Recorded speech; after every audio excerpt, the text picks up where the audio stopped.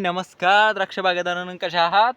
तर आज मी वेगळ्या टॉपिकवर बोलत आहे. थोडेफार आपल्याला ज्या विभागामध्ये थंडीचा प्रमाण अधिक आहे, थंडी आता बघू शकता, थंडीमुळे आपल्या द्राक्ष बागांचे जे मणी आहेत ना, मण्याचे जे ग्रोथ रेग्युलेटर आहेत ना, ग्रोथ वगैरे ते थोड्याफार प्रमाणात कमी जाणवत आहे. की आपल्याला जाणवत आहे की द्राक्ष बागेमध्ये आपल्याला ग्रोथ आहेत ना द्राक्षाची, ते बऱ्यापैकी कमी जाणवत आहे. किंवा जे फुगवण असू दे किंवा लांबी असू दे, त्यामध्ये बऱ्यापैकी फरक जाणवत आहे. तर या गोष्टीसाठी मी तुम्हाला एक स्वस्तात मस्त, म्हणजे जे एक झाडाला लय 30 पैसे किंवा 1 रुपयाच्या आसपास खर्च येईल. कारण की ते काही एवढं महाग नाही. आणि जर आपल्या जर कोण ओळखीचा असेल मित्र वगैरे, तर त्या स्वस्त घेऊन येईल.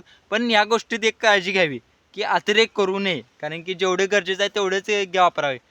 कोंबडी खत माहीत आहे ना आपल्याला, कोंबडी खत ते कोणतेही मिळू द्या. आता काय आपण असं म्हणणार नाही की देशी कोंबड्याच घेऊन या, कारण देशी कोंबड्याच जर गोळा करायला गेला तर तुम्हाला गोळा पण होणार नाही. ज्या ठिकाणी बॉयलर कोंबडे वगैरे शेड असतात ना, त्यामधून एकरी 4 पोती, म्हणजे कमीत कमी 50 60 6 12 60 24 म्हणजे 300 किलोच्या आसपास जर कोंबडी खतं वापरले, म्हणजे ही प्रत्येक झाडास, आता हे बघू शकता आपण घेऊन आलेलं आहे.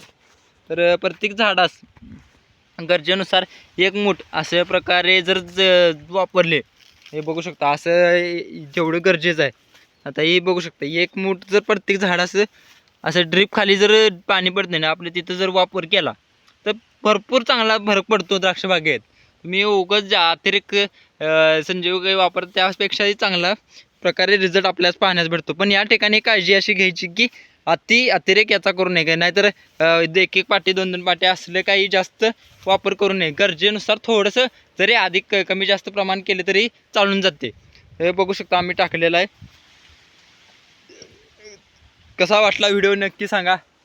तर धन्यवाद.